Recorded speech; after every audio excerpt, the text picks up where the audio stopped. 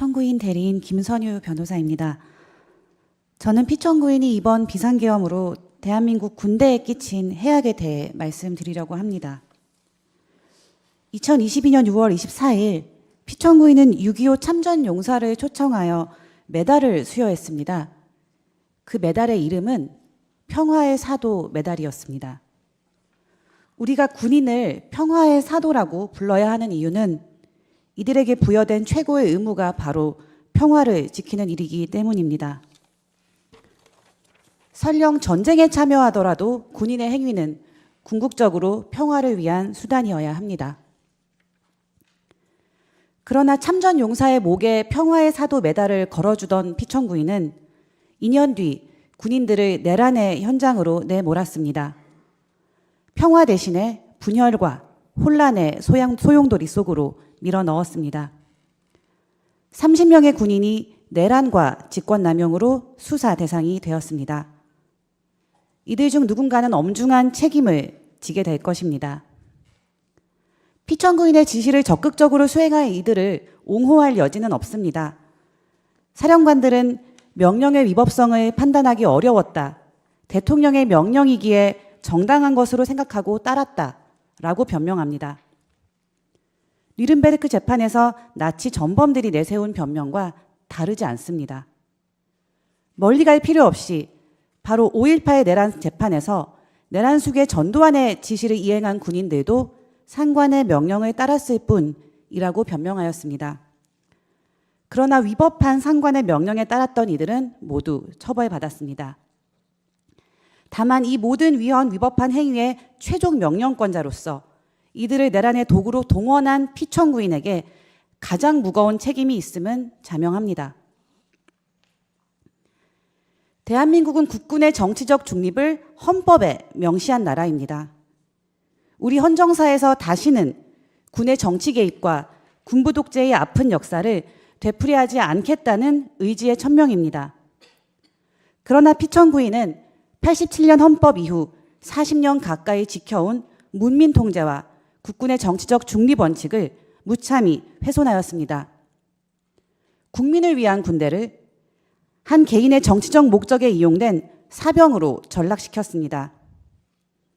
불과 몇 년 전 기무사를 해체하고도 국군은 또다시 정치 개입의 역사와 단절하지 못했다는 불명예를 안게 되었습니다. 국민들이 군의 정치적 중립은 물론 국가 안보에 대한 군의 헌신마저 불신하게 될까 우려스럽습니다. 이러한 불신은 자유민주주의 공화국의 토대를 위태롭게 합니다. 피청구인이 끼친 해악은 이뿐만이 아닙니다.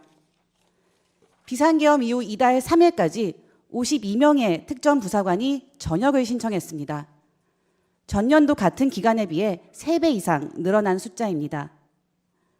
숙련된 군 간부의 이탈은 군대가 또다시 내란의 주역이 되었다는 자괴감이나 비상계엄 이후 군대에 가해진 사회적 비난과도 무관하지 않을 것입니다. 양병 10년, 용병 1일이라는 말처럼 군인은 언제 있을지 모르는 한 번의 위기 상황을 대비하기 위해 긴 시간 피나는 각고의 노력과 훈련을 통해 양성되는 사람들입니다. 군인은 대한민국의 자유와 독립을 보전하고 국토를 방위하며 국민의 생명과 재산을 보호하고 나아가 국제 평화의 유지에 이바지함을 그 사명으로 삼고 있으며 충성과 성실, 정직과 청렴의 의무를 집니다. 이런 소명과 헌신을 담보로 국민은 세금을 기꺼이 지불하는 것입니다. 그러나 피청구인의 위헌 위법한 비상계엄은 동원된 군인들 개개인의 삶을 송두리째 파괴했을 뿐만 아니라 국가가 키워낸 소중한 인적 자원을 무용지물로 만들었습니다. 숙련되고 충성된 지휘관을 다시 양성하고 군에 대한 신뢰를 회복하기까지 우리 사회는 또다시 많은 시간과 비용을 치러야 할 것입니다. 이에 대해 군 통수권자인 피청구인은 이제까지 한 번도 진심 어린 사과와 용서를 빌지 않았습니다. 한 사람의 장군과 고급 장교가 탄생하려면 본인의 노력뿐 아니라 그 가족과 동료들의 응원과 헌신, 희생이 필요합니다.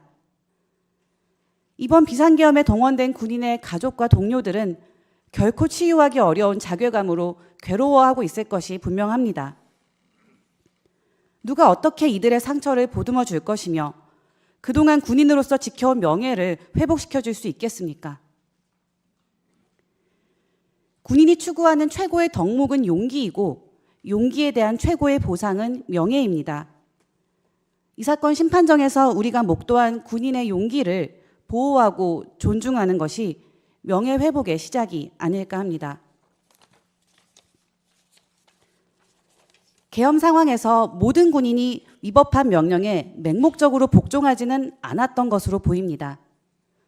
소극적인 비협조나 주저함이었다 해도 피천구인의 비상계엄이 초래할 수도 있었던 더 큰 참상을 막은 것은 대단한 영웅적 행동이 아니라 상식과 양심에 따른 작은 용기들이었습니다.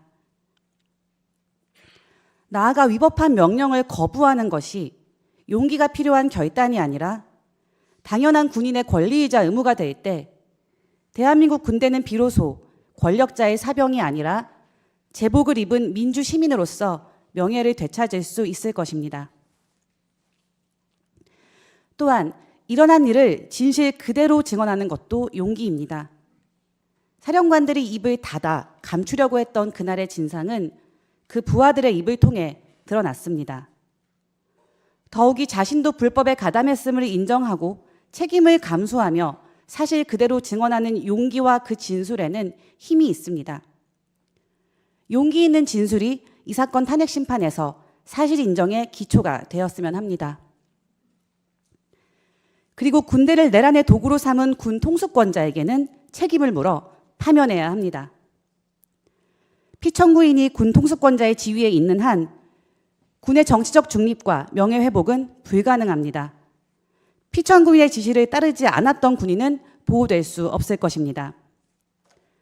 피천구인을 파면하는 헌법재판소의 결정이 피천구인이 무너뜨린 군의 정치적 중립, 훼손된 군의 명예, 손상된 신뢰를 회복하고 군인과 그 가족들이 받은 상처를 치유하는 첫걸음이 되리라고 믿습니다. 감사합니다. 자, 그러면 지금부터 잠시만 주목해 주시기 바랍니다. 제가 구독자분들을 위해서 선물 하나를 준비했는데요. 제가 항상 여러분들께 드리는 말씀이 있습니다. 뉴스만 평소에 잘 챙겨보셔도 돈이 되고 돈을 벌 수 있다라고 말씀을 드렸는데요. 여러분들은 여기 보시는 삼성전자 뉴스를 보고 어떤 생각이 드세요? 아니면 정치인들의 뉴스, 날씨 뉴스를 보고는 어떤 생각이 드시나요? 그냥 뉴스만 보고 끝내는지 아니면 이 뉴스를 어떻게 이용할 수 있는지 이 부분을 고민하고 계시는지를 되물어보고 싶습니다. 그 이유가 뭐냐 하면 제가 지난번에 여러분들께 뭐라고 말씀을 드렸었죠? 지금은 반도체 섹터를 눈여겨보셔야 한다고 말씀드렸습니다. 그리고 나서 이런 썸네일들 뉴스를 통해서 많이 보셨을 겁니다. 반도체 내용이 이슈가 됐을 때 부자들은 어떻게 생각한다? 반도체 관련주들은 뭐가 있는지, 어떤 종목이 가장 좋은지, 어디에 투자해야 돈이 몰리는지 자연스럽게 생각한다고 제가 말씀을 드렸죠. 그 이유가 뭐냐 하면 부자들이 봤을 때는 이슈가 곧 돈으로 이어지고 그 이슈가 나에게 돈을 벌어준다는 경험적 확신이 있기 때문에 부자들은 항상 이런 사회적 이슈를 관심 있게 챙겨본다고 제가 말씀을 드렸습니다. 이번에도 마찬가지인데요. 제가 지난번에 시청자분들과 함께하는 주식으로 수익 내기 이벤트를 진행했었죠. 당연히 100% 무료로 진행을 했었고요. 여기 보시면 아시겠지만 제가 지난번에도 구독이라고 보내주신 모든 시청자분들께 반도체 관련주 중에 가장 크게 급등할 딱 한 종목, 많은 종목도 아니라 한미반도체 한 종목을 여러분들께 추천드렸어요. 그러면서 여기 나와 있는 대로 정확히 얼마에 매수해야 하는지, 그리고 수익률이 어느 정도 나왔을 때 팔아야 하는지를 이런 부분들까지 여러분들에게 정확히 알려드렸었는데 지금 실제로 어떻게 되었다? 오른쪽을 보시면 아시겠지만 제가 지난번 문자 발송으로 이 한미반도체를 소개해드리고 나서 실제로 이렇게 5배 이상 어마무시한 상승이 나왔습니다. 100만 원만 투자를 했어도 무려 500만 원이 넘는 수익금이 생긴 거죠. 그래서 당시에도 굉장히 많은 분들이 제가 드린 이 한미반도체로 수익을 내실 수가 있으셨을 텐데요. 다시 한번 축하드린다고 말씀을 드리겠고 이번에도 마찬가지입니다. 앞으로도 2024년, 2025년 계속해서 기대해볼 섹터는 AI입니다. 그 중에서도 AI 반도체는 그 누구도 부정할 수 없는 미래 성장 산업입니다. 그러면 우리가 어떻게 생각해 볼 수 있을까요?